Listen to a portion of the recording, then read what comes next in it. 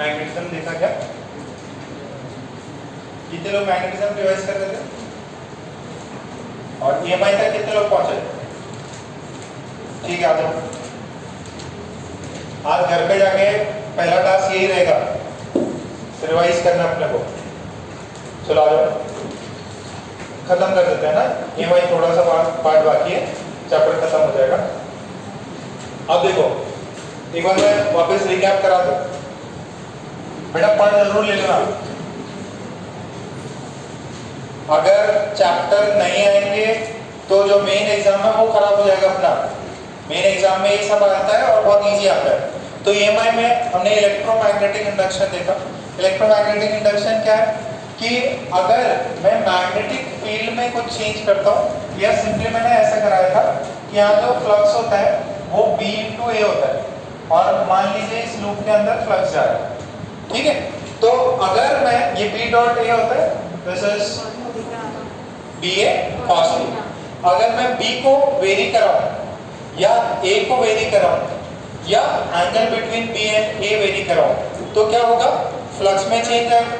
Flux में change आने की वजह से इस वायर के अंदर कोई करंट नहीं था, अपने आप क्या फ्लो करने लग जाएगा? करंट। तो करंट जो है, current I flows if there is change in flux। अच्छा, तो अगर करंट फ्लो कर रहा है तो उसका कुछ डायरेक्शन होगा, कुछ मैग्नीट्यूड होगा। डायरेक्शन के लिए अपन यूज करते हैं लेंस लॉ, और मैग्नीट्यूड के लिए फैराडेज लॉ। लेंस लॉ क्या बोलता है? लेंस लॉ बोलता है करंट ऐसे फ्लो करेगा कि उसका जो कॉज है उसको ही क्या करेगा? ये अपोज करेगा। मान लीजिए फॉर एग्जांपल, अगर इसके अंदर B इंक्रीज करता है, B किधर की तरफ इंक्रीज कर रहा है? अंदर की तरफ। तो करंट ऐसे फ्लो करेगा कि जो अंदर इंक्रीज होता हुआ B है उसको क्या करेगा? डिक्रीज। तो करंट कैसे फ्लो करेगा? Anti clockwise. Anti clockwise loop में जब करंट फ्लो करता है तो लूप में मैग्नेटिक फील्ड बाहर की तरफ होता है। तो ये तो था लेंस लॉ। फिर हमने फैराडे बोला। फैराडे ने क्या बोला कि जो इंड्यूस्ड EMF है, इंड्यूस्ड EMF E या E इंड्यूस्ड होगा वो होगा माइनस d∅dt। कितनी वैल्यू होती है? Minus d∅dt। ठीक है। नेगेटिव साइन होता है डायरेक्शन के लिए, अपने को इससे कोई मतलब नहीं है, अपन सिर्फ और सिर्फ मैग्नीट्यूड निकाल। EMF आ गया, करंट कितना होगा? E/R। ठीक है, तो ये करंट की वैल्यू भी अपने को आ जाएगी। ठीक है, तो ये तो हुआ फैराडे और लेंस लॉ। इसके ऊपर अभी सवाल भेजे मैंने ग्रुप पे, वो आपको चैप्टर वाइज टॉपिक वाइज से लेटेस्ट क्वेश्चन वो आपको सॉल्व करने जितने हो जाए। अच्छा, फिर इसके बाद में दो टाइप के और किए कि एक था मोशनल EMF और एक था रोटेशनल EMF। मोशनल EMF में क्या है कि अगर कोई मेरे पास में रॉड है या वायर है, लेंथ L है और उसकी वेलोसिटी कितनी है? V है, और वो मैग्नेटिक फील्ड में V स्पीड दिया है, इसमें दिया है मैग्नेटिक स्पीड में। तो बोला कि इसके अंदर क्या होता है? एक पोटेंशियल डिफरेंस क्रिएट होता है। तो जो पोटेंशियल डिफरेंस है वो कितना होता है? V क्रॉस B डॉट वो होता है डॉट L, या तो VBL cos थीटा। तो इसको बोलेंगे VBL cos थीटा, या थीटा किसके बीच में एंगल है? V क्रॉस B और L। ठीक है, VBL ये क्या है? This is the potential difference. याद है क्या ये? पक्का? अच्छा, अब इस वाले केस में कौन हायर एंड पे होगा? A की B? देखो B इधर, B अंदर, तो हम किधर कर रहा ऊपर, तो ये जो A एंड है इसका क्या है? Higher potential. इसका पोटेंशियल क्या है? हायर। तो यहाँ पे अपन लिखते हैं VA minus VB is equal to VB cos। ठीक है, इतना क्लियर है? अच्छा, इसके अंदर एक और चीज इंपॉर्टेंट है कि ये जो L लेंथ है ये क्या हो सकता है? Displacement vector joining the initial and final point. तो अगर ऐसा कोई सर्कुलर सेमी सर्कुलर पार्ट है, रेडियस इसका R है और ये ऐसे स्पीड से जा रहा है, ठीक है, V0 से, और अंदर की तरफ है, ये एंड A है, ये एंड B है। तो इसके अंदर पोटेंशियल डिफरेंस कितना हो जाएगा? कितना आ जाएगा? V0 B into 1। ठीक है, ये इनिशियल एंड फाइनल पॉइंट्स के बीच में आप जोड़ सकते हैं। ये किया था। फिर हमने किया था ये एक रॉड है, इसको हम कितने स्पीड से घुमाएं, ओमेगा से, एंगुलर स्पीड है, एंगुलर वेलोसिटी है, उससे अपन ओमेगा से घुमाते हैं। लेंथ है लेंथ, तो अब ये क्या है, इसका हर एक पार्टिकल क्या कर, ये लीनियर वेलोसिटी भी रखता है उसको, ठीक है। तो इसको जब अपन ने सॉल्व किया था इंटीग्रेट करके, x डिस्टेंस पे जाके dx एलिमेंट लिया था, तो वैल्यू कितनी आई थी इसकी, v omega l square by 2। ये l का स्क्वायर होता है, ये l बाय 2 ऐसा नहीं है, ये l का स्क्वायर होता है, जो भी लेंथ है उसका स्क्वायर बाय 2 कर देना। अगर l बाय 2 है तो l बाय 2 का स्क्वायर बाय 2, ठीक है। प्लीज इसको ध्यान से याद रखना। इसके अंदर भी कौन सा हायर वैल्यू होगा, v, इधर v, तो ये जो हिंज वाला पार्ट है इसका क्या होगा, पोटेंशियल ज़ीरो, ठीक है। और क्लोज लूप का ये सब अपन ने फिर डिस्कस कर लिया था, और इसमें भी बहुत सारे मैंने प्रॉब्लम कराए थे जिसके अंदर मैग्नेटिज्म का अच्छा यूज किया गया है, एक इनफाइनाइट वायर लेके, और वो सब अपन ने चीजें निकलवाई थी। फिर मैंने लास्ट क्लास में आपको इंड्यूस इलेक्ट्रिक फील्ड बताया, क्या बताया, इंड्यूस इलेक्ट्रिक फील्ड। ये बोला गया कि यार ये जो लूप है, जब मैं बी चेंज करता हूँ वाले केस में करंट फ्लो कर रहा है, अब करंट फ्लो करने के लिए मैग्नेटिक फील्ड जो है वो तो काम नहीं कर सकता रेस्ट पे पार्टिकल पे, तो यहाँ पे किसने काम किया, इलेक्ट्रिक फील्ड है, बट कोई पॉजिटिव नेगेटिव चार्ज नहीं जिसकी वजह से इलेक्ट्रिक फील्ड क्रिएट हुआ, तो एक नया टाइप का इलेक्ट्रिक फील्ड हुआ जिसको बोलते हैं अपन इंड्यूस इलेक्ट्रिक फील्ड। मैंने उसका डिफरेंस बता दिया था, क्या बताया था, ये जो इंड्यूस इलेक्ट्रिक फील्ड है ये पहले वाले में क्या होता था, पहले वाले में ओरिजिनल वाले में क्या होता था, पॉजिटिव और नेगेटिव चार्ज से सोर्स ऑफ जनरेशन था। इसका सोर्स ऑफ जनरेशन क्या है, चेंज इन मैग्नेटिक फ्लक्स, ठीक है। जो भी अपना बी अपन चेंज कर रहे हैं, मैग्नेटिक फील्ड ने उसको क्रिएट किया। फिर हमने बताया कि इसके अंदर भी क्यू फोर्स जो क्यू इंटू ई, इसके अंदर भी क्यू इंटू। फिर बोला कि ये वाली जो है कैसे नेचर होता है, कैसा होती है, लूप में एग्जिस्ट करती है। अच्छा, लूप में एग्जिस्ट करती है तो उनका जो पहले जो था कंजर्वेटिव थी, ये वाली कैसी है, नॉन कंजर्वेटिव। और फिर एक लास्ट में और किया था, integral E dot D L is equal to minus D phi by D T. ये नई वाली फील्ड के लिए, पुरानी वाली फील्ड के लिए सब जो कॉमन था सिर्फ एक था, force is equal to Q. पहले वाले कंजर्वेटिव होती थी, पॉजिटिव नेगेटिव चार्ज से, और वहां पे integral E dot D L zero होता था, ठीक है, वो मैंने दिखाया नहीं है। पहले वाले में क्या होता था, integral E dot D L, लिखना चाहो तो वहां लिख दो, जो ओरिजिनल जो फील्ड होती है वहां पे E dot D L zero होता है। E डॉट डी एल क्या होता है, zero. E dot D L original में जीरो, इसमें minus D phi by original वाली इलेक्ट्रिक फील्ड जो है। फिर एक आधे मैंने प्रॉब्लम कराए थे उस पर, और ये कैसी होती है, सर्कुलर होती है, क्लोज लूप में एग्जिस्ट करती है। अपने लिए सिर्फ सर्कुलर क्लोज लूप होगा। ये इतनी बातें हो गई है। देखो एक छोटा सा प्रॉब्लम है, वो अगर आपको पुरानी चीजें अगर याद है तो हो जाएगा, फिर इंडक्टर करना है इसके बाद में, ठीक है। सब एक प्रॉब्लम लिखो, find the induced electric field,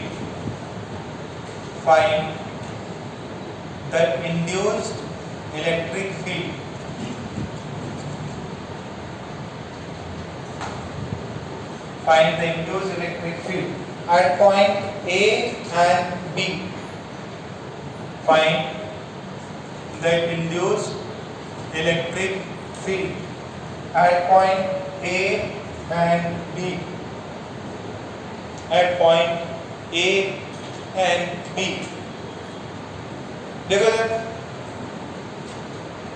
देखो सिर्फ और सिर्फ ये सर्कुलर रीजन में क्या है, मैग्नेटिक फील्ड्स है। इसके बाहर क्या है, ये मान लो कैपिटल आर, इसके बाहर क्या है, कोई भी मैग्नेटिक फील्ड नहीं। अब आपको बोल रहे हैं इलेक्ट्रिक फील्ड कितना एक्सिस्ट कर रहा है। सर इलेक्ट्रिक फील्ड क्यों एक्सिस्ट कर रहा है, कोई पॉजिटिव चार्ज नेगेटिव चार्ज नहीं है, क्यों कर रहा है, क्योंकि मैग्नेटिक फील्ड क्या हो रहा है, चेंज हो रहा है। तो हमने फॉर पॉइंट ए की बात करी, ए की बात करी तो ये सेंटर है, ये कौन है, आर ए है,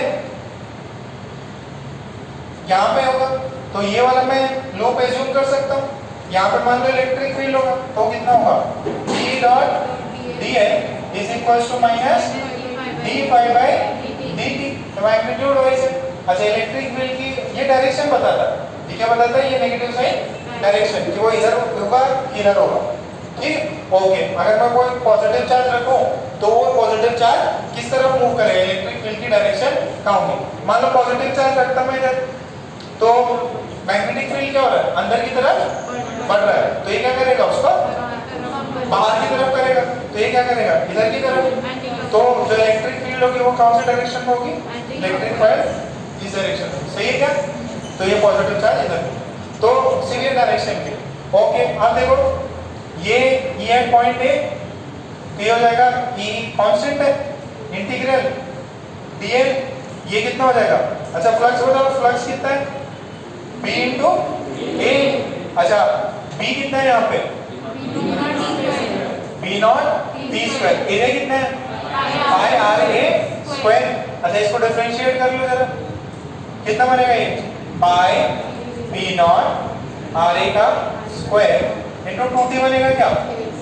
अरे डिफरेंशिएट किया मैंने इसको क्या किया मैंने, डिफरेंशिएट किया। अच्छा इंटीग्रल, इसका इंटीग्रल कर दो जरा, छोटा सा डीएल लेंथ लिया और उसको पूरा इंटीग्रेट कर दिया, कितना होगा ये, कितना होगा ये, 2 pi r a, this is pi r a का square B not into 2t, कौन कौन कट गया, पाई ने पाई को काट दिया, आर ए ये कट गया, तो ये कितना, 2 ने 2 को काट दिया, तो कितना बचा, ये B naught R A into T, इतना ही बचा गया। ये कैसा पीरियोडिक, सॉरी ये आर ए पे डिपेंड कर रहा है, ये लेंथ पे डिपेंड कर रहा है ना, और टाइम पे से, तो ये तो हो गया किसके अंदर, ए के अंदर, ए किधर है, यहाँ, ठीक है। अच्छा बाहर की तरफ क्या है, मैग्नेटिक फ्लक्स नहीं, फ्लक्स बाहर की तरफ नहीं, ये सबको समझ में आया, कोई डाउट नहीं। नेगेटिव साइन कहाँ गए, वो मैग्नीट्यूड निकाल लिया अपन, होता तो यही है, बट ये क्या दे रहा है अपने को, डायरेक्शन, ठीक है। ये पॉइंट ए पे निकला क्या सबका, पक्का, स्टॉप लो।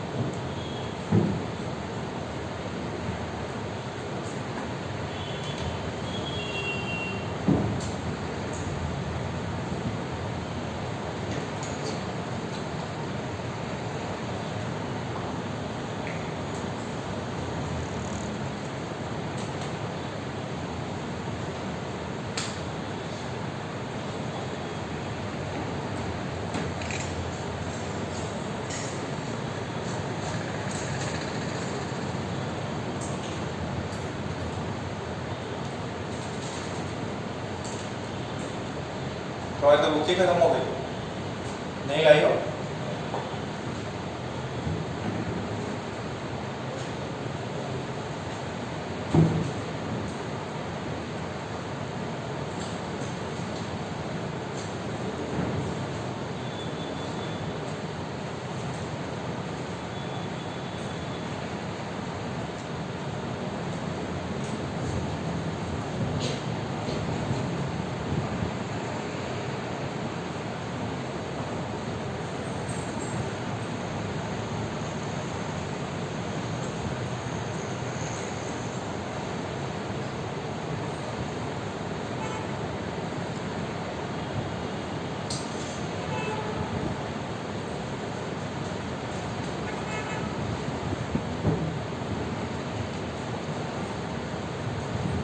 कोई बी पे निकाल सकता क्या, पॉइंट बी पे,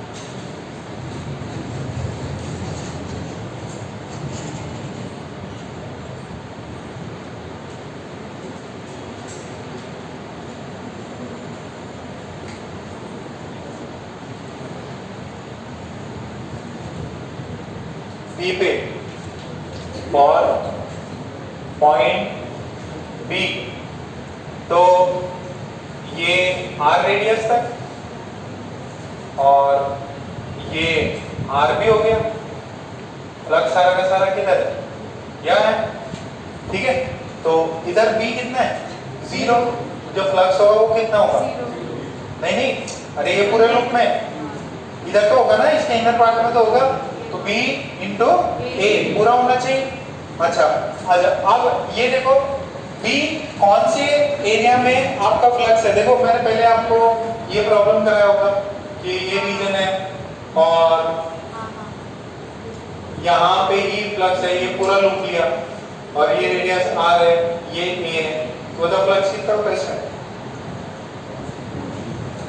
देखो जहां पे मैग्नेटिक फील्ड होगी सिर्फ वही वाला एरिया काउंट होगा, तो इसका एरिया कितना काउंट होगा, this is v not t square, area कितना होगा बाय r भी करूं क्या, सिर्फ r स्क्वायर, सिर्फ यहाँ पे ही है ना फ्लक्स, तो और मैग्नेटिक फील्ड तो बस इसी एरिया में पास हो रही, बाहर वाले एरिया में पास नहीं।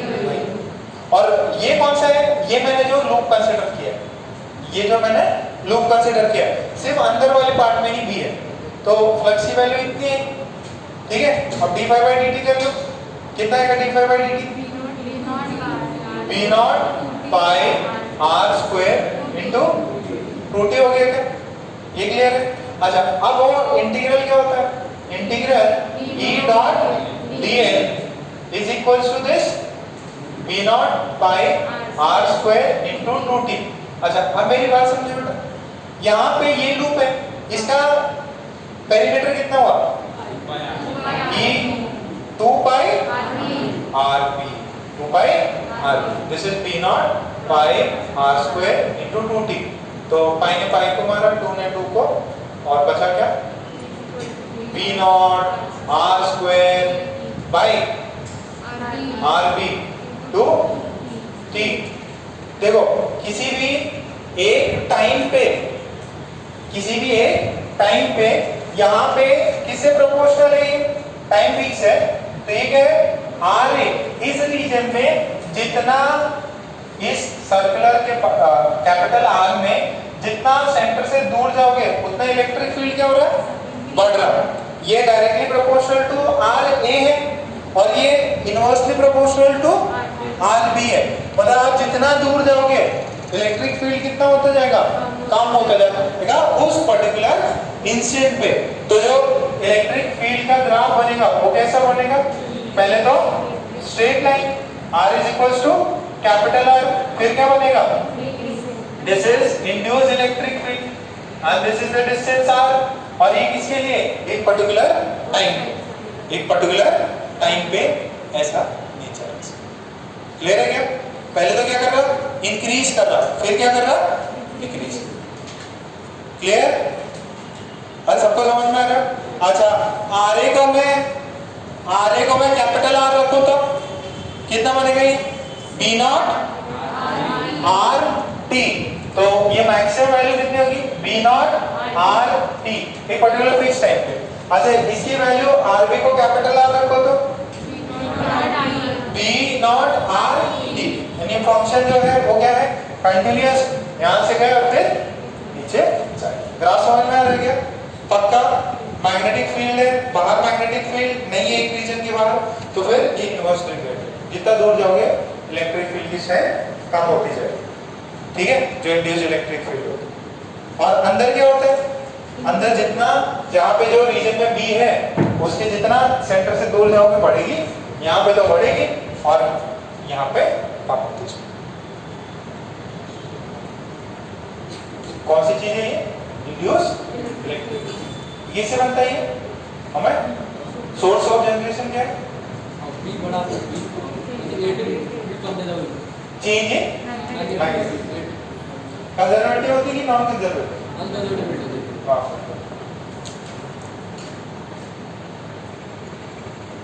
जैसे स्ट्रेट लाइन होती है कि लूप होती है, लूप में जाएगी।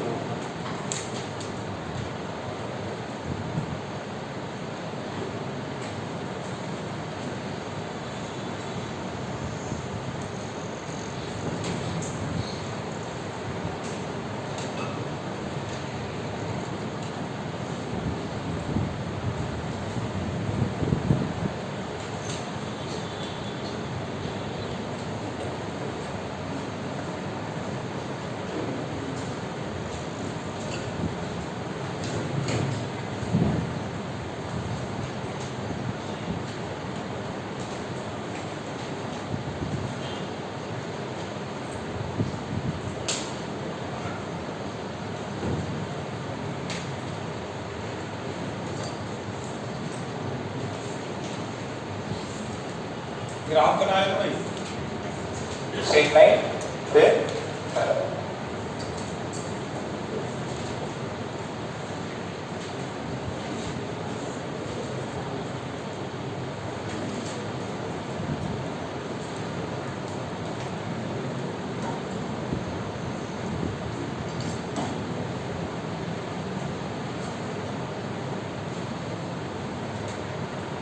बनाएगा ग्राफ।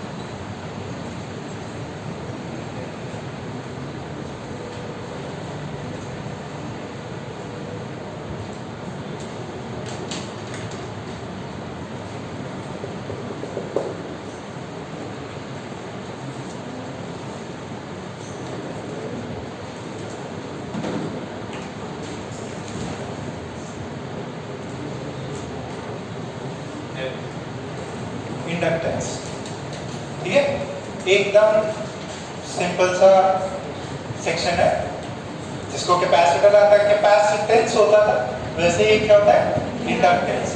कैपेसिटेंस कौन क्रिएट करता? कैपेसिटर। इंडक्टेंस कौन क्रिएट करता?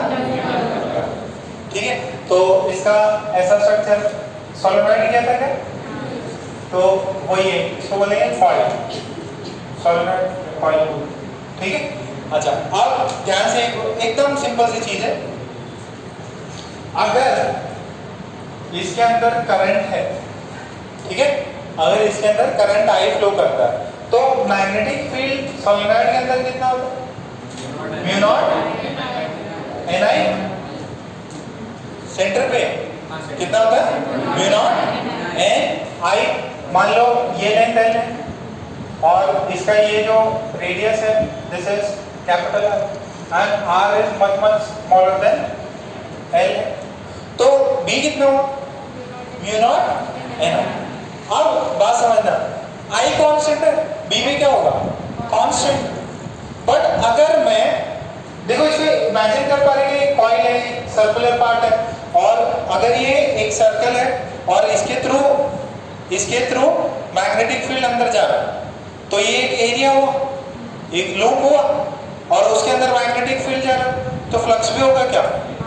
फ्लक्स होगा। तो हमने क्या किया, हमने इसके अंदर if current I is increase, current I increase किया तो B क्या होगा? इंक्रीज किया। अब एक लूप है, इसके अंदर B जा रहा था, B की वैल्यू म्यू नॉट एन आई थी। एक लूप है, इसके अंदर B जा रहा है, म्यू नॉट एन आई बढ़ाया, B बढ़ा तो क्या हुआ? फ्लक्स बढ़ा। B बढ़ा तो क्या हुआ? फ्लक्स बढ़ा, और फ्लक्स बढ़ेगा तो उसके अंदर अपोजिशन होगा, जो भी है फ्लक्स क्रिएट हुआ, फ्लक्स एक्स्ट्रा बढ़ा तो उसको क्या करेगा? अपोज करेगा। क्या करेगा? अपोज करेगा। अगर अपोज करना है तो क्या करेगा? अलग डायरेक्शन में करंट फ्लो करवाएगा, या कुछ ऐसा करेगा कि वो ईएमएफ जनरेट करेगा। क्या जनरेट करेगा?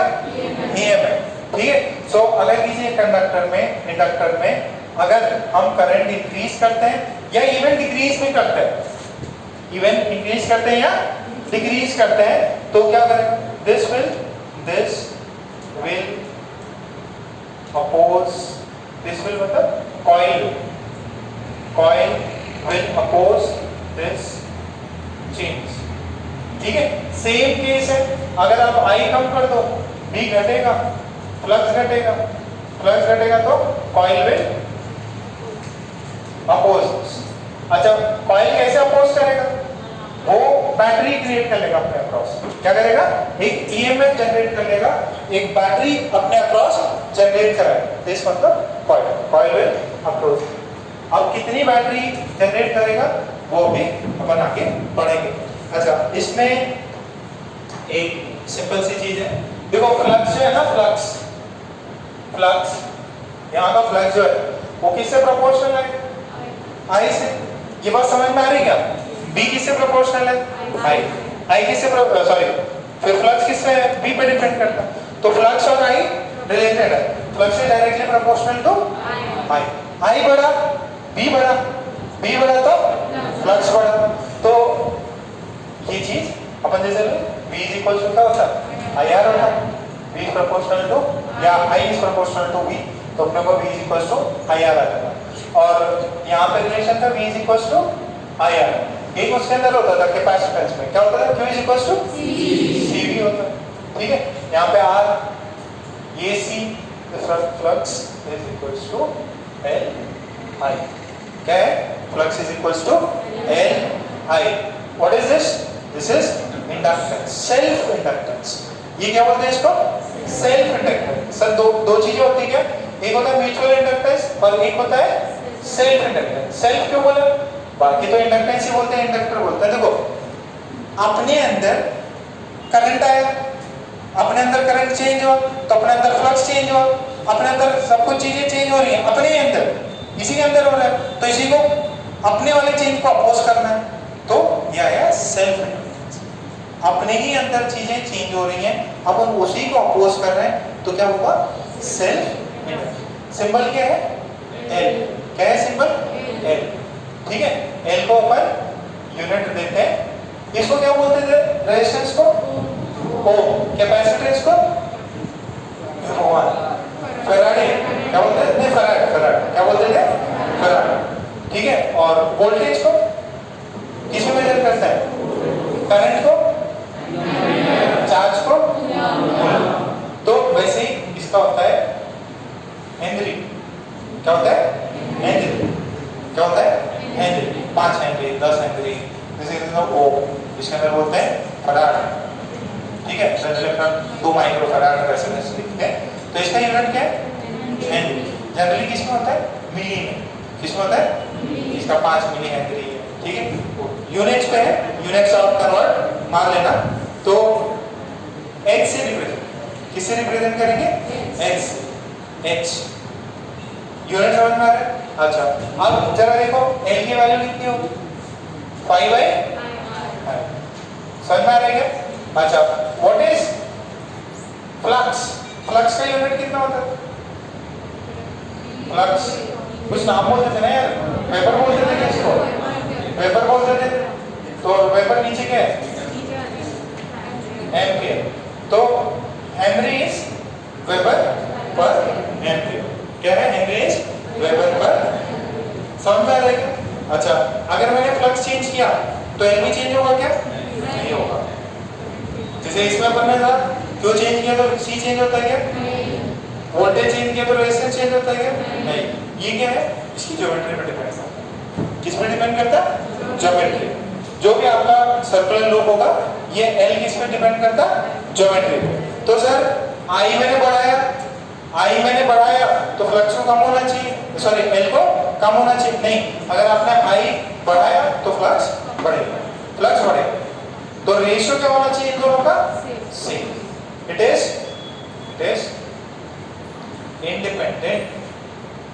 independent of phi and I. It's a geometry based property, ठीक है। पहले लिखो फटाफट इस चीज को।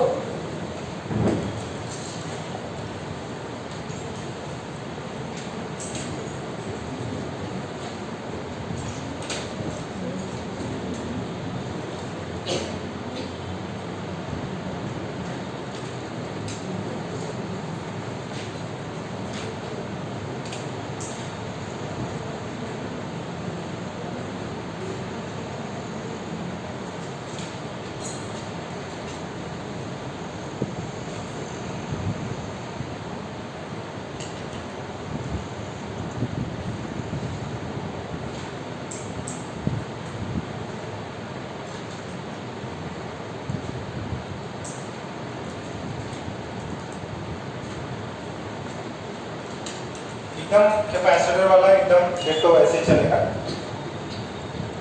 क्योंकि आपने कैपेसिटर पढ़ रखा है, इसमें इतना समय नहीं लगेगा।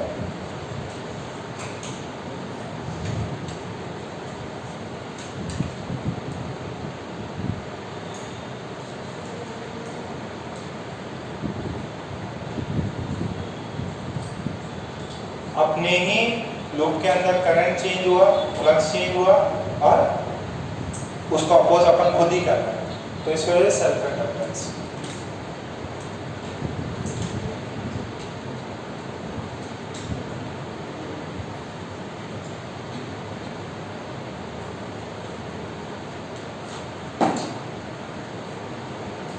इंडक्टर, कैपेसिटर सब वापस एक बार देख के आना, इसी में तीनों चारों की चीजों की जरूरत पड़ेगी।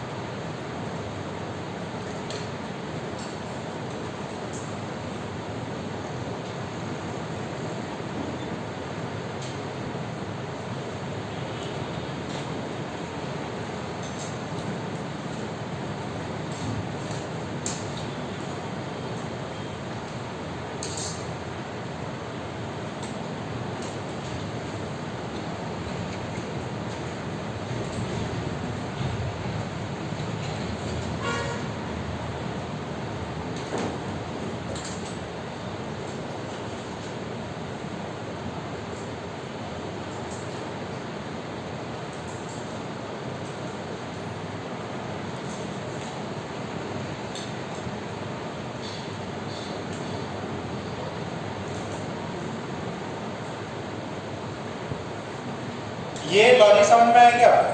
आई बड़ा बी बड़ा तो फ्लक्स बड़ा, तो फ्लक्स से प्रोपोर्शनल है आई से। अपने ही अंदर करंट चेंज की वजह से फ्लक्स चेंज होगा, तो उसको अपन अपोज करेंगे, तो फ्लक्स इज प्रोपोर्शनल टू आई। ये चीज को अपन ने एल से रिप्रेजेंट कर दिया। अब अपन कॉइल वॉइल का एल भी निकालना सीखेंगे। जैसे रेजिस्टेंस क्या होता था? रेजिस्टेंस की वैल्यू होती थी ना रो एल बाई ए, तो डायमेंशन पे डिपेंड करता था, मटेरियल पे डिपेंड करता था। सिमिलरली कैपेसिटेंस जो है अपन ने उसका देखा था, कितना होता था? एप्सिलॉन ए बाई डी, वो दो पैरेलल प्लेट्स, फिर एक अपन ने स्फीयर का किया था, ठीक है।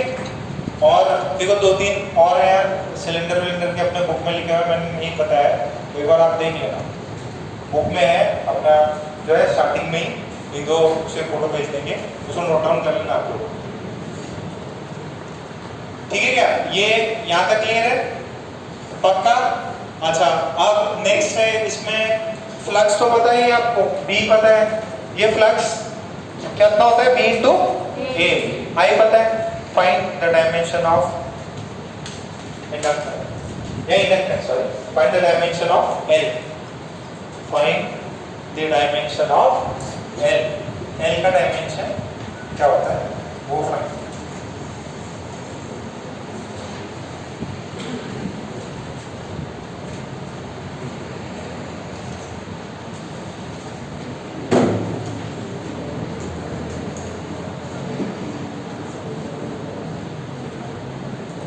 एल का डायमेंशन क्या होता है वो फाइंड करते हैं। L is flux by I, flux जो है बी ए होता है, अब बी निकालना पड़ेगा, बी कितना होता है?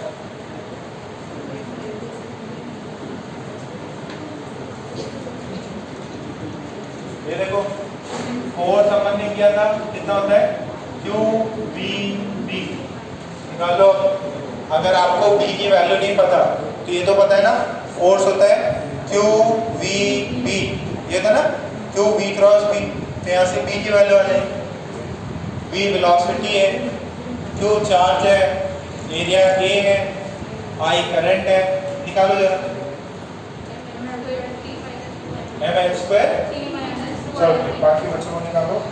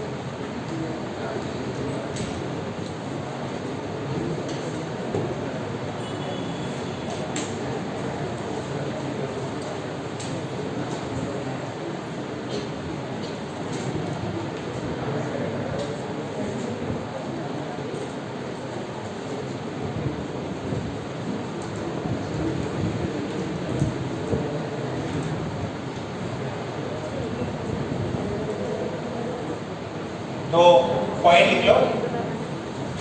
ये आगे क्या कितनों का आया m l square t minus 2 i minus, very good. तो ये हेनरी का अपने को ये चीज आ गई। अच्छा एक ये बताओ, ट्राई कर लो तो बहुत बढ़िया। एल बाई आर का डायमेंशन बता दो। एल बाई आर, एल पता है, आर रेजिस्टेंस है, रेजिस्टेंस निकालो।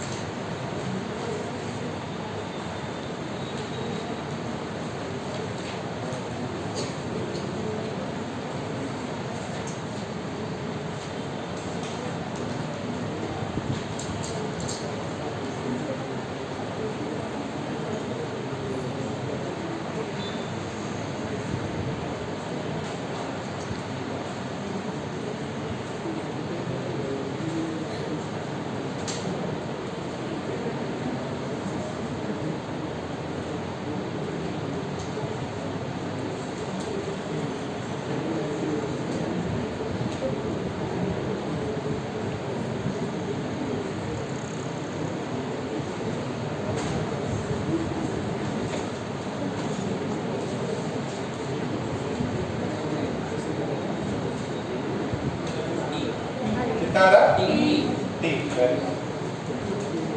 इसका डायमेंशन आर का पता है क्या?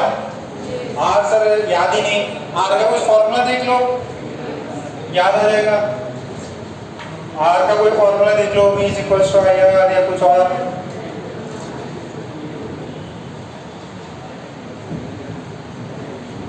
आर जो है कितना होता है? v by I. अब वोल्टेज देख लो, वोल्टेज क्या होता है? आपको पता है जो भी वर्क डन या एनर्जी होती है, ठीक है, एनर्जी या वर्क डन वो कितना था? Q into V। तो V को लिख सकते हैं work done per unit charge. तो यहाँ से ऐसे लगा के आप फाइंड करो, आंसर कितना आएगा? तो किसके डायमेंशन के बराबर है? टाइम के। किसके डायमेंशन के बराबर है? टाइम के। कौन? L by R। अब मैं आगे बताऊंगा ये कहाँ पे यूज आएगा। अच्छा, RC का डायमेंशन क्या होता है? RC का डायमेंशन, अरे याद करो, टाइम कांस्टेंट, एक टाइम कांस्टेंट में 63%, ठीक है, याद है? Charging of capacitor, discharging of capacitor. तो RC का dimension T, L by R का डायमेंशन T। क्लियर है? नोट करके पॉइंट लिख लो एक।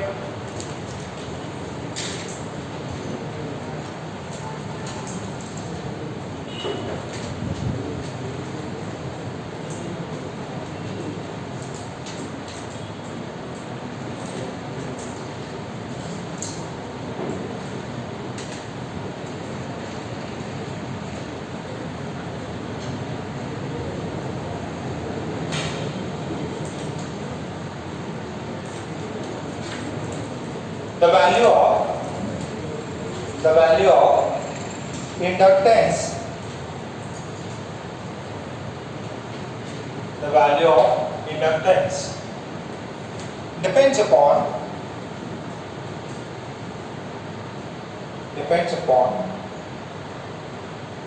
the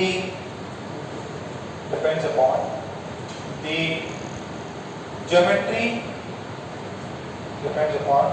the geometry of the loop, depends upon the geometry of the loop, ठीक है, किस पर डिपेंड करता है?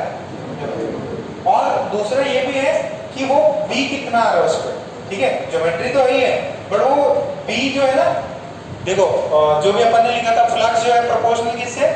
I से। अब फ्लक्स में जो होता है b और a होता है, A में एरिया डायमेंशन आ गया और B कैसे एंटर कर रहा है उसमें, ठीक है। तो एक लिख लो, ये लिख लिया ना, depends upon the dimension, sorry, geometry of the loop, ठीक है। अच्छा, अब देखो value of self inductance,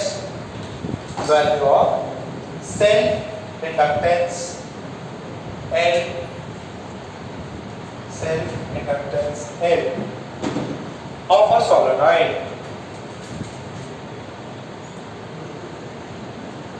value of self inductance of a solenoid. Solenoid का एन निकालना है। ध्यान से सुनो, एक मिनट देख लो इधर। ये कॉइल जो भी मैं थोड़ी देर पहले यूज किया था ना, कॉइल ये है, सोलेनॉइड ये है। इसका लेंथ कितना? एल। तो बी कितना था इसका? म्यू नॉट एन आई। करंट कितना है? आई। तो अब जरा ध्यान से देखना इस चीज को। बी एक लूप का मान लो रेडियस है यार, तो फ्लक्स थ्रू सिंगल लूप की तरफ फ्लक्स कितना है? B into A. तो बी कितना है? Mu naught N I pi are square. तो फ्लक्स टोटल कितना हो जाएगा? कितना? Total number of turns into flux due to single. अरे जितने भी टोटल टर्न्स हैं, total turns into flux due to single loop. Total turns कितने होंगे? देखो एक था एन, स्मॉल एन कितना था? कैपिटल एन बाई क्या बोलते थे इसको? Number of turns per unit length, इतना बोलते थे। तो अब देखो टोटल टर्न्स कितने होंगे? Small n into small n. Total length कितना है? और ये कितना था? Number of. तो small n into L is total number of turns. एक सिंगल के थ्रू कितना है? Mu naught N I by are square. अब जरा सेपरेट करो, एन इंटू एन स्क्वायर। ये कितना है? Mu naught. ये कितना है? By are square L. और ये कितना है? Into I. तो फ्लक्स ये है क्या? तो अब बताओ मुझे, ये आई है, ये फ्लक्स है। फ्लक्स कितना होता है? फ्लक्स आ गया। फ्लक्स कितना होता है? L I. तो एल की वैल्यू कितनी होगी? ये गंदी से mu naught N square pi are square और एल। समझ में आ रही है? तो वो जो सोलेनॉइड है उसका सेल्फ इंडक्टेंस कितना है? Mu naught N square pi are square L. अब वो लूप के कितने टर्न्स हैं, कितना रेडियस है, कितना लेंथ है, उस पर डिपेंड है। समझ में आ रहा है? तो ये क्या है? ये कांस्टेंट क्वांटिटी, ना ये फ्लक्स फाई पे डिपेंड कर रहा, ना ये आई पे डिपेंड कर रहा। ये किस पे डिपेंड कर रहा? जेट। क्लियर है क्या? पक्का? जैसे उसके अंदर आया था रेजिस्टेंस कितना होता है? रो एल बाई ए। उसका तो मैंने बहुत बढ़िया एकदम बड़ा इंटीग्रेशन भी किया था। ड्रिफ्ट, वेलोसिटी, ये सब जो भी है ना, उससे आया था वो। और ये रो की भी वैल्यू आपको पता है। रो जो है ना, रेजिस्टेंस रो, उसके अंदर वो जो था कितना टाइम ड्यूरेशन लगता है, वो सब ध्यान से देखना। वापस टेम्परेचर पे ये सब अपन ने किया था, रिलैक्सेशन टाइम। तो एल की वैल्यू जो है that is mu naught N square pi are square L. इसको याद रखना।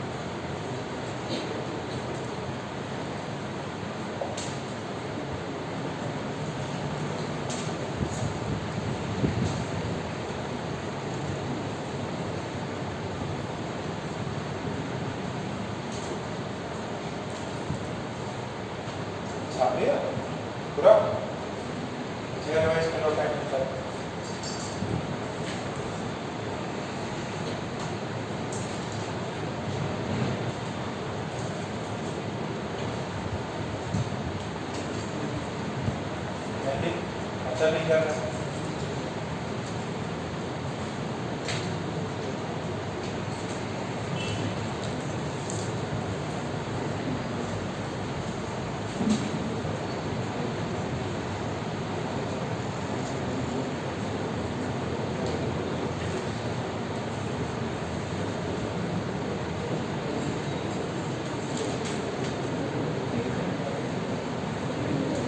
और क्या सबने छाप लिया?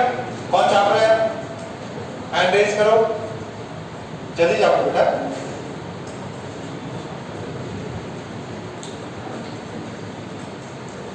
चलो अभी यहाँ देख, तो हमारा फ्लक्स जो है दैट इज एल आई। अगर अपन इसको डिफरेंशिएट करें तो क्या आएगा? D phi by D T is equals to D L I by D T. तो अब मुझे बताओ एल कांस्टेंट है कि वेरिएबल? कांस्टेंट है। एल क्या हो जाएगा बाहर? L D I by D T, this is D phi by D T. अब नेगेटिव साइन लगा लीजिए, क्योंकि जो ईएमएफ होता है वो कितना होता है? Minus D phi by D T. तो ईएमएफ कितना होगा? Minus L D I by D T. ये माइनस साइन सिर्फ किसके लिए है? डायरेक्शन। अपन डायरेक्शन बता देंगे आपको, डायरेक्शन अपोज करेगा तो ये माइनस साइन की अपने को जरूरत नहीं है।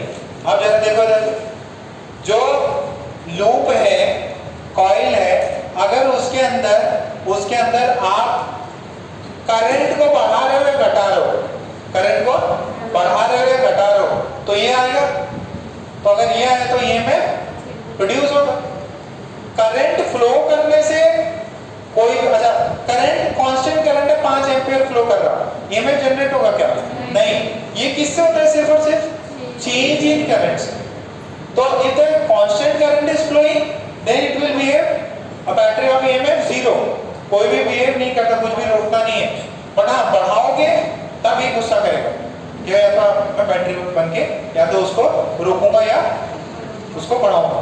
तो जैसे फॉर एग्जांपल आपको दिया क्या, एक लूप है और इसका L जो है 2 हेनरी है और इससे करंट आ रहा है 5 एम्पीयर।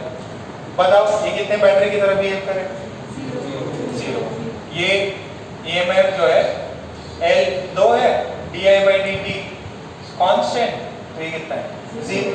बट अगर हम इसी लूप में करंट जो है di by dt हम कर रहे हैं 2 एम्पीयर पर सेकेंड बढ़ रहा है। कितना?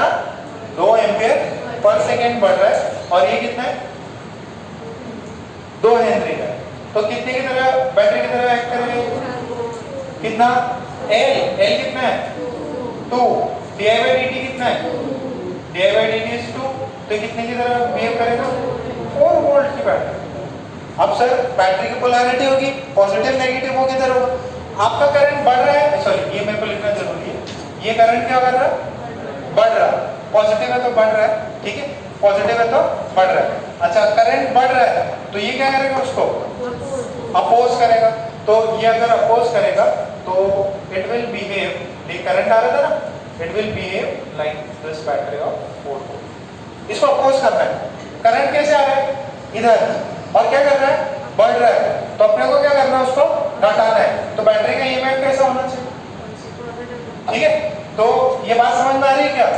ईएमएफ नेगेटिव हो जाता है, देखो ये पॉजिटिव, ईएमएफ क्या होता था? माइनस।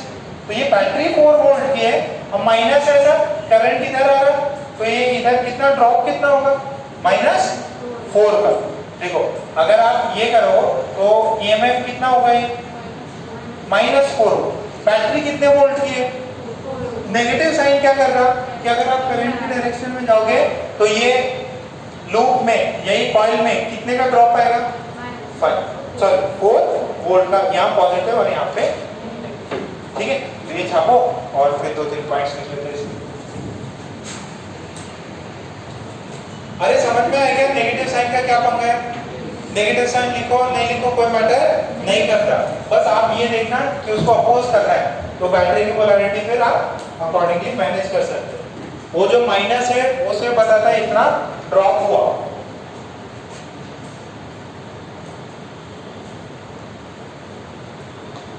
अरे एल की वैल्यू कैसे होती है, पॉजिटिव की नेगेटिव? पॉजिटिव। एल की वैल्यू कैसी होगी? पॉजिटिव।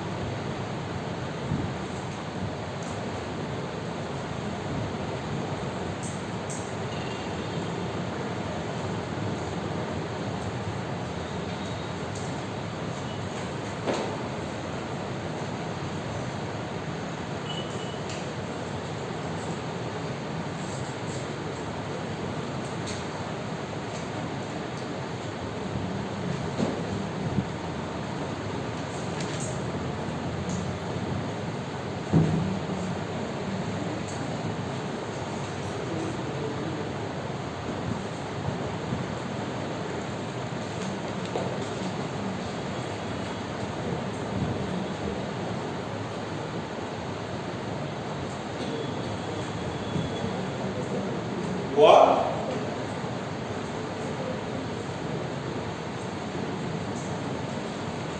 नेगेटिव साइन कुछ भी मैटर नहीं करता, आप बस करंट की डायरेक्शन देख लेना और वो नेगेटिव साइन के भी लिखते हो तो वो बोलता है कि करंट के डायरेक्शन में कितना वोल्टेज का ड्रॉप होगा। अच्छा इधर बताओ कितना बैटरी किधर बिहेव करेगा? तो ये कैसे, इसको क्या कैसे बैटरी बनाओगे? पॉजिटिव टर्मिनल इधर कि नेगेटिव टर्मिनल इधर? ये क्या हो रहा है इधर? करंट घट रहा है कि बढ़ रहा है? तो दिस इज नेगेटिव।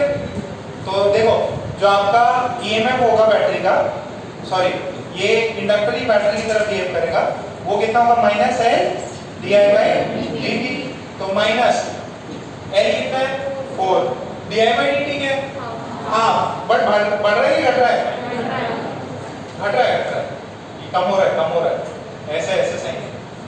बढ़ रहा है तो माइनस कितना हुआ ये? +2। तो 2 वोल्ट की बैटरी ऐड करनी है। ये यहाँ पे कम हो रहा है तो इसको क्या करेगा? ये बढ़ाए। कैसे? ऐसा।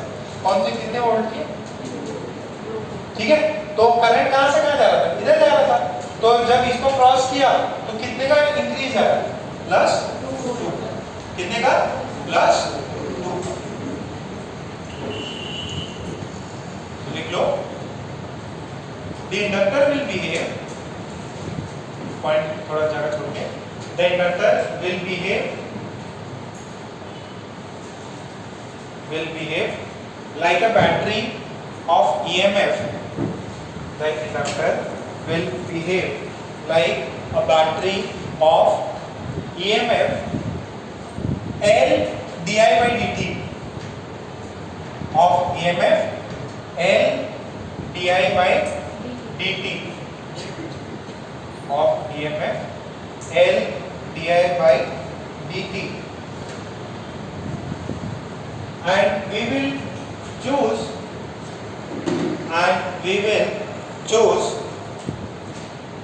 the polarity of the battery, and we will choose the polarity of the battery as per the nature of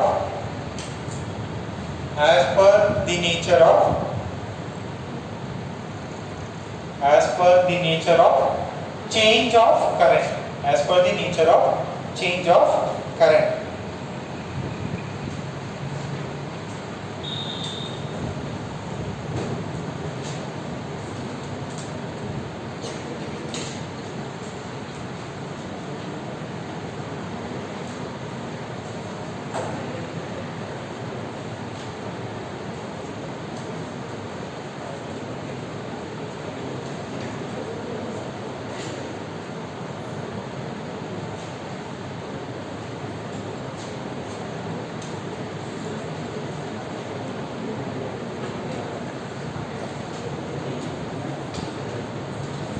देखो बेटा, यहाँ देखना, देखो अब आपको ये पॉइंट दिया, करंट इधर जा रहा है, and let's say this current is 2 ampere. कितना है ये?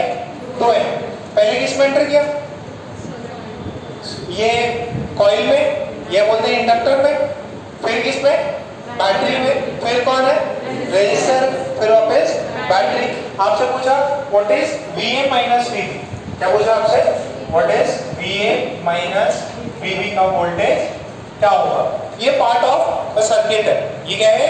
पार्ट ऑफ सर्किट है. देखो इधर ध्यान से, पहले मेरी बात सुनो. करंट बढ़ रहा है कि घट रहा है? बढ़ रहा है.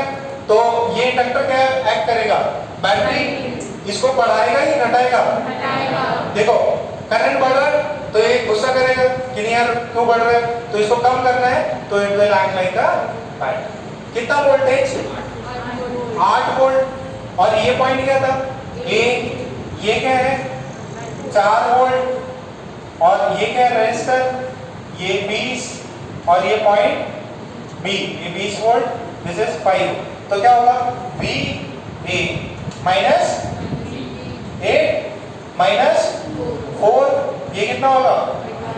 -5 थोड़ी. करंट कितना जा रहा है? अरे 2 एम्पियर. तो वोल्टेज कितना होगा? 10 माइनस 10 और ये कितना है? +20 इज इक्वल्स टू VB. ये कितना हुआ? -12 -10 कितना हुआ? -22 और ये 20. This is VB. तो VA माइनस VB इज 2. समझ में आ रहा है क्या? तो इस समय पे ये बैटरी ऐसा बिहेव करेगा, सॉरी ये इंडक्टर इस पोलैरिटी वाली बैटरी की तरह बिहेव करेगा. समझ में आ रहा है? पक्का? छापो.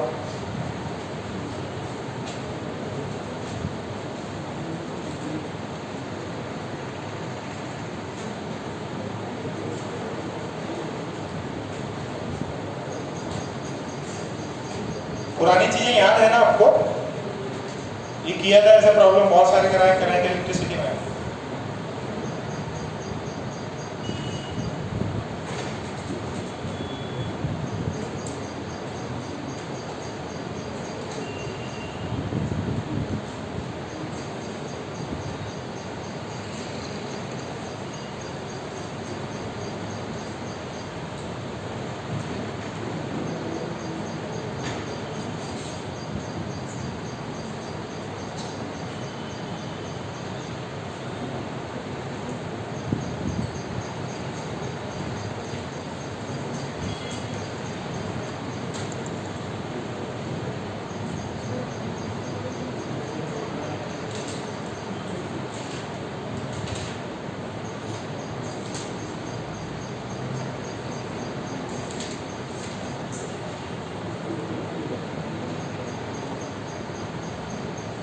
VA माइनस VB ढूंढना है. di/dt जो है दैट इज 3 एम्पियर्स पर सेकेंड घट रहा है.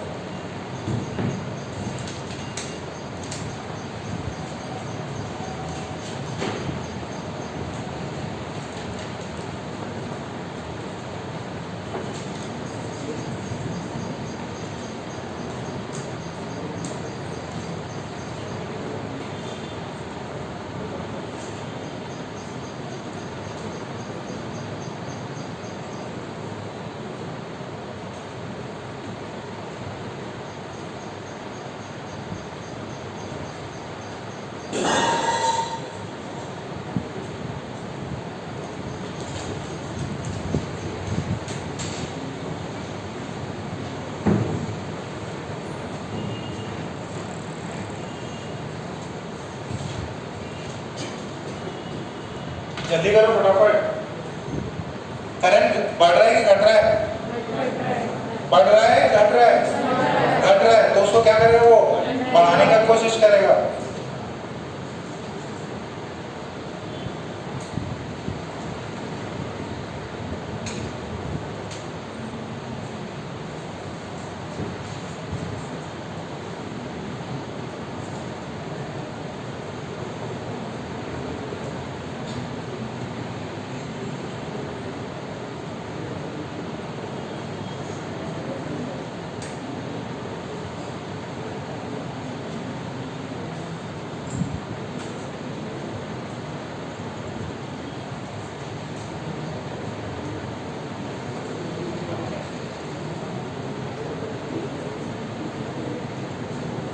कितनों को आ गया? 1 2 3 4 5। ये देखिए VA, सभी लोग यहाँ देखो VA। अब ये देखो इंडक्टर है, करंट ऐसे जा रहा, करंट क्या कर रहा? घट रहा है। अच्छा घट रहा है तो ये कितने की तरफ बैटरी की तरफ बिहेव करेगा? 3 × 3 9। और कैसा होगा ये?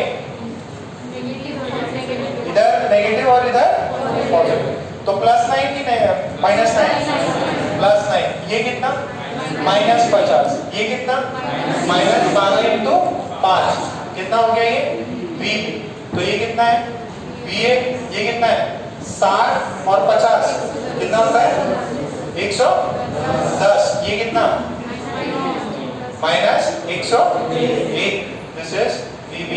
तो VA - VB इज 100। ठीक है क्या? कितना है ये? 100 वोल्ट। ठीक है, नेक्स्ट हेडिंग। अच्छा कैपेसिटर में एनर्जी कितनी होती थी? एनर्जी स्टोर होती थी ना, 12 CV²। याद है क्या? एनर्जी स्टोर होती थी। वैसे ही इसके अंदर मैग्नेटिक फील्ड है, इसके अंदर मैग्नेटिक एनर्जी स्टोर होती है। ठीक है, तो हेडिंग डालो एनर्जी स्टोर। सर्किट कर लोगे ना इसके? Energy store in energy store in an inductor, energy stored in an inductor, energy stored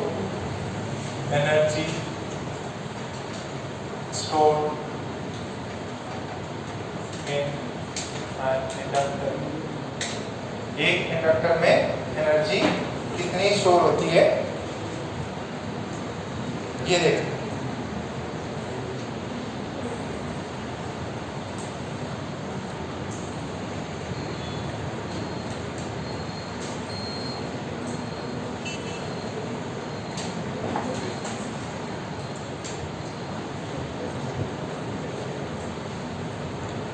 देखिए एकदम सिंपल सा है, जब आपके इंडक्टर में हमेशा एनर्जी स्टोर होती है, ठीक है? क्यों? क्योंकि बैटरी की तरह बिहेव करता है। अच्छा ये बताओ, अगर आपको ये याद हो, ये वोल्टेज भी है, करंट आई है, कितना पावर इसके क्रॉस है? VI याद है क्या? अच्छा अगर इस लूप के थ्रू करंट अपन ने देखो क्या किया है ना, पहले ये लगाया, ऐसा सर्किट लगाया, और अब अपन ने क्या किया, इसको क्लोज किया। इनिशियली करंट कितना था? 0। अच्छा इनिशियली करंट 0 है तो क्या हुआ? बहुत ज्यादा करंट बढ़ा है, ठीक है? बहुत ज्यादा करंट बढ़ा है। अच्छा बहुत ज्यादा करंट बढ़ा है तो over the period of time ये बढ़ा है, तो अपने को पता है कि जो पावर होगी वो कितनी होगी? इसके थ्रू भी V × I होगी। मान लो किसी एक इंस्टेंट पे V × I, किसी एक इंस्टेंट पे, ये तो फाइनल पॉइंट बता रहा है कि भाई यार I0 करंट फ्लो कर रहा। जब मैंने सर्किट ऑन ही किया है, जब मैंने सर्किट ऑन ही किया है, t = टाइम पे इतना है, तो ये अपना जो है ये कितना होता है? This is dE/dt। और ये वाले वैल्यू कितनी होती है? वोल्टेज, इसके अक्रॉस वोल्टेज कितना हो जाएगा? L dI/dt। और ये कितना है? I, ये कट गया, दिस इज d, ये कितना हो? L I dI। अब मेरे को एनर्जी निकालना है, एनर्जी कहाँ? पहले करंट कितना था? 0। जब मैंने ये जो सर्किट है इसको मैंने क्लोज ही किया था t = 0 पे, और ये मैंने बोला कि यार t = t पे ये जो सर्किट है T is equal to T पे क्या हो रहा होगा, इसके थ्रू करंट आ रहा होगा। सर बैटरी तो लगाई नहीं, बैटरी है, बैटरी सब है, ये छोटा सा मैं पार्ट बता रहा हूँ, इसके थ्रू करंट फ्लो किया होगा, रेजिस्टर लगा, वो LR सर्किट मेरे को थोड़ी देर दो, नेक्स्ट वाली क्लास में कराएंगे। तो L कॉमन बाहर निकल गया, ये कितना होगा I स्क्वायर बाई 2, 0 से I नॉट, तो वैल्यू कितनी है, एनर्जी कितनी स्टोर होती है, हाफ L, उसके अंदर कितना था, हाफ C V स्क्वायर, इसके अंदर कितना है, half L I square. What is the magnetic energy stored inside the inductor? Half L I square. Half L I square. ठीक है?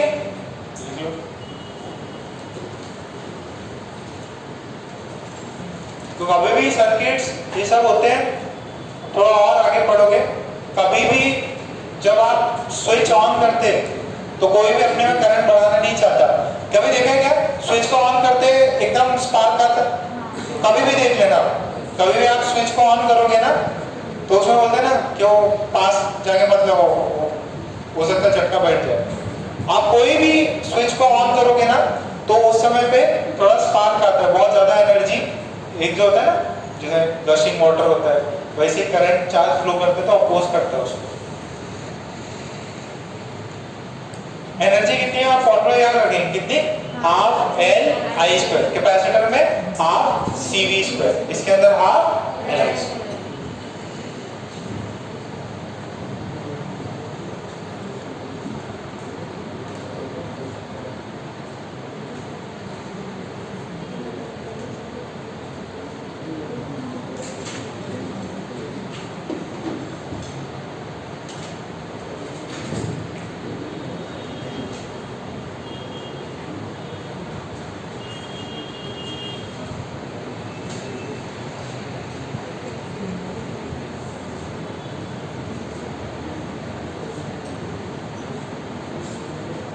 बात नहीं,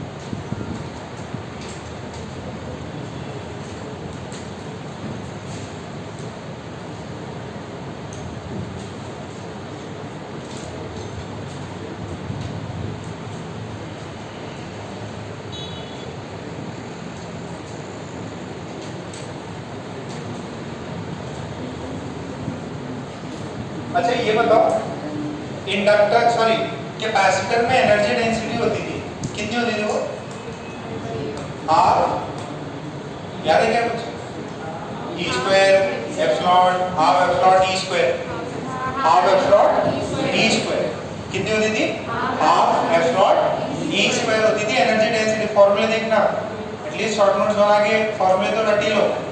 अच्छा अब इसके अंदर मुझे क्या करना है, इसके अंदर एनर्जी है बट पर यूनिट वॉल्यूम कितनी है, what is the energy density, per unit volume कितनी एनर्जी है।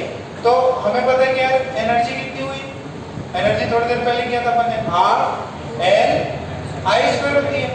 अब मेरे को वॉल्यूम निकालना है, वॉल्यूम निकालना है मतलब L से वॉल्यूम निकाल लेता हूं, जो अभी थोड़ी देर पहले अपन ने इंडक्टेंस लिखा था सॉलिनॉइड का, कितना होता है कुछ लिखा होगा नहीं यार, pi are square mu naught n square. अच्छा अगर भूल गए, सुनो अगर भूल गए तो क्या करना है, फ्लक्स, फ्लक्स निकालना है, फ्लक्स कितना होता है, फ्लक्स इज L, ठीक है, तो ये कितना होगा mu sorry flux by I निकालना है, तो फ्लक्स कितना होता है, फ्लक्स बाय I, तो वो कितना होगा P mu naught sorry P is mu naught n I, this is mu naught n I, area कितना पाई आर स्क्वायर, ये तो एक लूप, कितनी लूप है total n into l loops और डिवाइडेड बाय I, तो n की वैल्यू कितनी आई, mu naught n square pi are square l, यही है ना। अच्छा अब मुझे ये पॉइंट दिख रहा है कि एनर्जी जो है दैट इज हाफ, l की value mu naught N square pi are square L, और ये कितना है आई स्क्वायर। अच्छा अब बात सुनो, what is pi are square? Area, और लेंथ एल। ये गोल जो है जो भी आपका सिलेंड्रिकल पार्ट है उसका एरिया पाई आर स्क्वायर, और लेंथ कितना L. What is this? This is volume. तो E pi are square L, this is what half mu naught N square I square. क्या इतना पॉइंट समझ में आ रहा? ओके, तो बस एक लाइन है, हो गया। सो अभी हमें एनर्जी, क्या मैं इसको वॉल्यूम कर दूं? Pi are square into L is volume.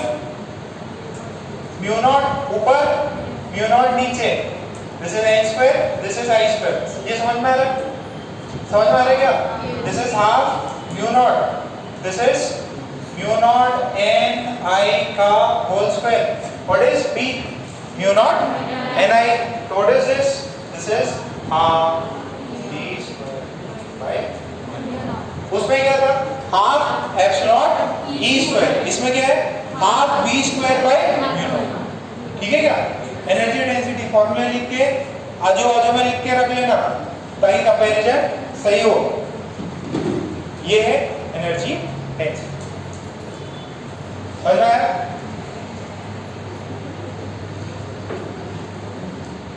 Medical तो जाना है? ठीक है,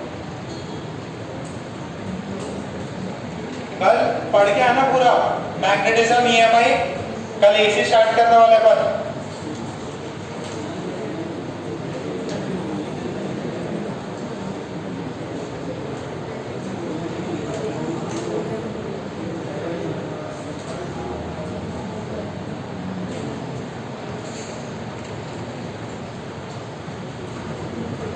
मेडिकल वाले चले जाए।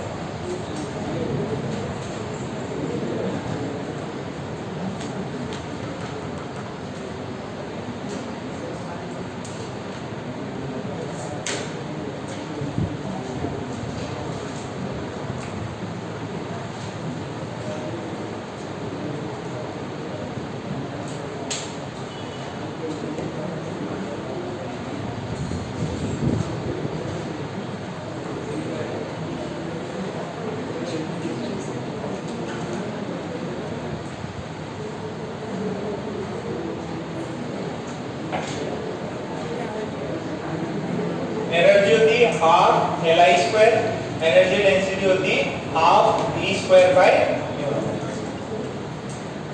Energy half L I square, उसमें होती थी हाफ सी बी स्क्वायर।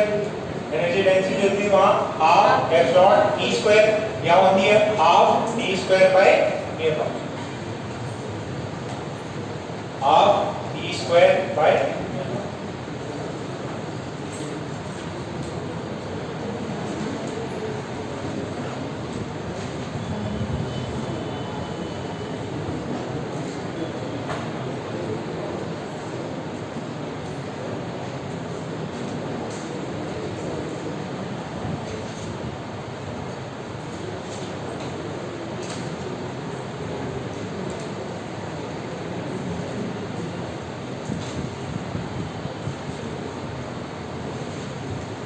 कल मैग्नेटिज्म और ईएमआई रिवाइज करके आना।